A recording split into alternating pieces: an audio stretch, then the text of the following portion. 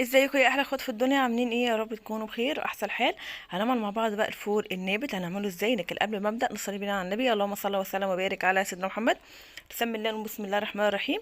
زي ما انتم شايفين كده هنجيب كيس من كيس الفول النابت. طبعا مش فول الدميسه، فول الدميسه يكون صغير، احنا عاوزين الفوله اللي هي الكبيره، فرد او اكياس حسب الرغبه وحسب المتوفر عندك. طبعا انا هجيب بوله، انا هعمل نص الكيس. هبله نص الكيس زي ما انتم شايفين. طبعا هنبله، نغسله مرتين كده وبعد كده علشان خاطر نبله. انا طبعا بليته مثلا الظهر مثلا كده تمام. وبعد كده انا سبته لتاني يوم علشان خاطر في الميه، سبته تاني يوم في الميه. وبعد كده صفيته من الميه بتاعته تمام، ورحت حاطاه في قماشه تكون كويسه زي ما انت عاوزه، تقيلة او خفيفة. تمام كده. بعد طبعا ما لفيته في القماشة هنبله في القماشة وكده نربط عليها القماشة كويس جدا علشان خاطر ينبت معانا كويس، وعلشان خاطر مش يبوظ مننا ولا اي حاجة. طبعا انت ممكن تحطيه بره، مش لازم تحطيه في التلاجة. يعني الجو حلو، الجو مش حر ولا حاجة، احنا بين الصيف والشتاء يعني الجو كويس. طبعا انا الناس قاعده بتعمله بره، فانا بصراحه بحبش خالص ان اني اشتريه من بره. بحب انا اعمله في البيت.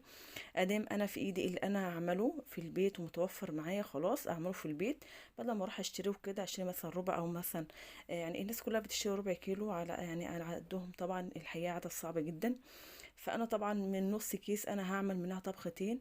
وطبعا حاجه موفره قوي قوي معانا ومعانا وفي بيتك متوفره جدا.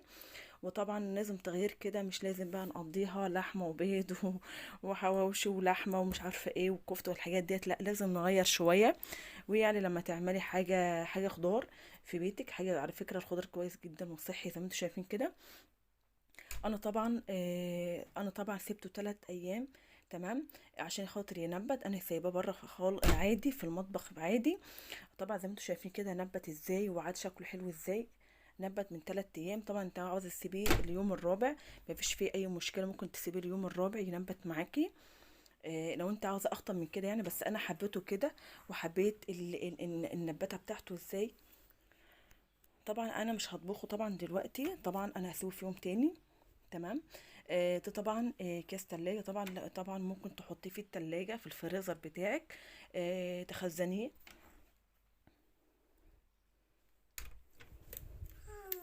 ومش هيحصل له اي حاجة.